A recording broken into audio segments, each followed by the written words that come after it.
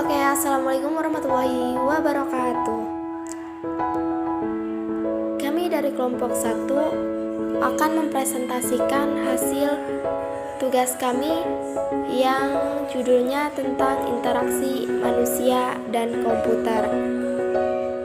Baik, saya akan memperkenalkan terlebih dahulu nama-nama kelompok 1. Yang pertama ada Anissa Nurul Aini, yang kedua ada Yuda Hermawan, yang ketiga ada Jikri Nurdiansyah, yang keempat ada Rizal Mukron, yang kelima ada Muhammad Irfan Afandi, yang keenam ada Hani Nabila Putri, yang ketujuh ada Reza Umami, yang kedelapan ada Intan Pertiwi, yang kesembilan ada Siti Saroh.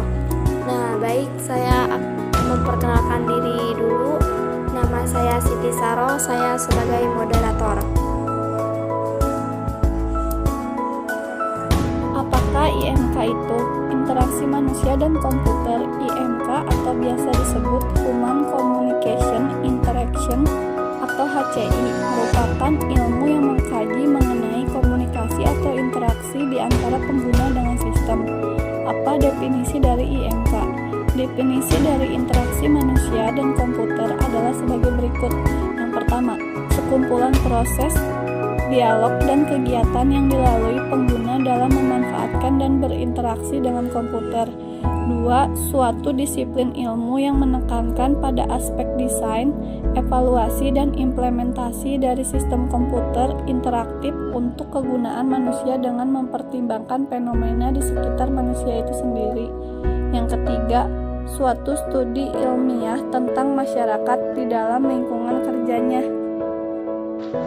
Baik, apa saja yang melatar belakangi IMK? Ada 2. Pengguna user ingin menguasai cara mengoperasikan komputer dengan benar. 2. Pengguna user tidak tahu menahu dengan proses yang terjadi di dalam sistem komputer.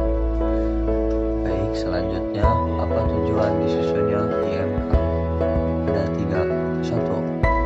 Untuk memudahkan manusia dalam mengoperasikan komputer. 2. Mendapatkan berbagai umpan balik selama bekerja pada sistem komputer. 3. Menghasilkan sebuah sistem yang mudah digunakan, aman, efektif, dan efisien. Komponen-komponen IMK. Interaksi manusia dan komputer melibatkan 3 komponen, yaitu 1. Pengguna, 2. Interaksi, dan 3. Sistem. Berikutnya, apa saja faktor pendewasaan IMK? Faktor pendewasaan IMK yang pertama yaitu ada faktor linguistik. Faktor linguistik adalah peran bahasa sebagai antarmuka, memudahkan dalam penggunaan sistem dan menghindari kesalahpahaman dalam penggunaan sistem.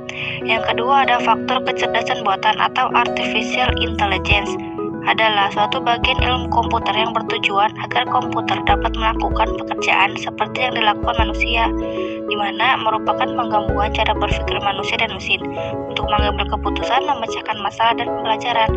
Yang ketiga ada faktor ergonomik.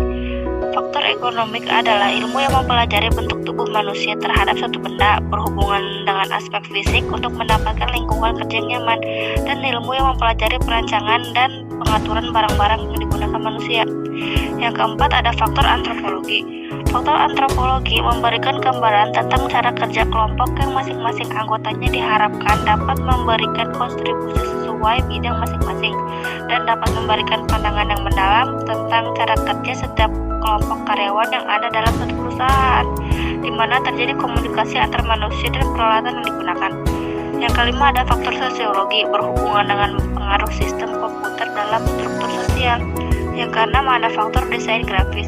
Pengguna desain grafis dalam ilmu komputer sudah menjadi kebutuhan di masa sekarang. Banyak aplikasi yang tidak hanya berbentuk teks, tetapi dalam bentuk multidimensi. Yang terakhir ada faktor teknik penulisan. Faktor teknik penulis adalah penyajian informasi yang membantu pembaca memecahkan masalah tertentu, merupakan bentuk panduan secara manual dari suatu produk. User diharapkan akan mudah berinteraksi dengan sistem jika sudah mempelajari panduan manual tersebut. Pendahuluan komputer di sini itu pendahuluan komputernya itu ada 5, yaitu 1. Komputer adalah partisipan dalam interaksi yang menjalankan program. Yang kedua itu ada dua bentuk perbedaan utama interaksi. Yang ketiga itu konsentrasi pada pengguna interaktif. Yang keempat itu interaktif saat pengguna mengontrol sesuatu di sepanjang waktu. Yang kelima, batch. Biasanya jika sejumlah besar data harus dibaca atau diproses dalam mesin, membutuhkan hanya sedikit intervensi atau campur tangan pengguna. Dan di sini ada prinsip kerja sistem komputer. Jadi prinsip kerja sistem komputer itu ada 3, yaitu 1 itu input, 2 itu proses, dan 3 itu output. Pada gambar tersebut, inputnya itu bisa berisi angka, karakter, gambar, suara, dan lain-lain. Lalu melalui proses. Setelah melalui proses akan mengeluarkan output atau keluaran yang bisa berisi angka, karakter, gambar, suara, dan lain-lain sesuai dengan input yang dimasukkan. Tujuan user interface agar sistem komputer yang digunakan user bisa memperhatikan aspek-aspek penggunaan user. 1.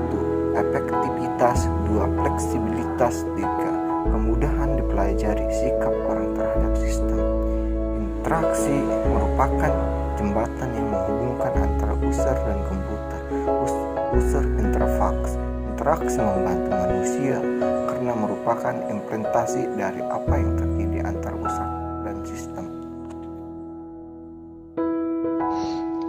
Baik, antarmuka manusia dan komputer. Yang pertama, antarmuka yang bagus. Yang kedua, mudah dioperasikan. Yang ketiga, mudah dipelajari. Dan yang keempat, pengguna merasa senang menggunakan software tersebut. Jenis antarmuka komputer.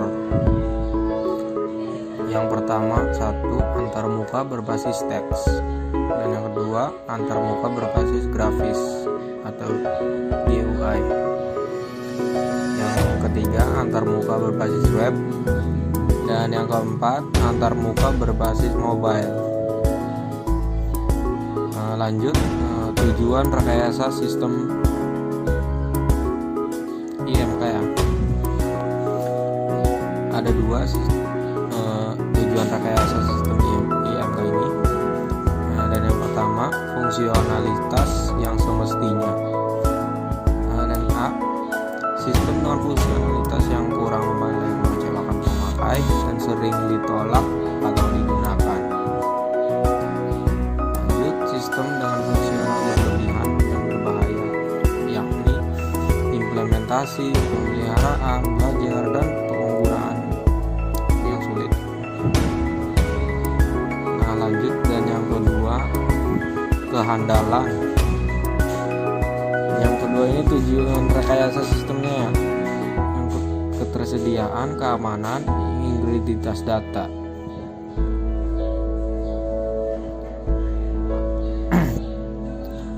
A.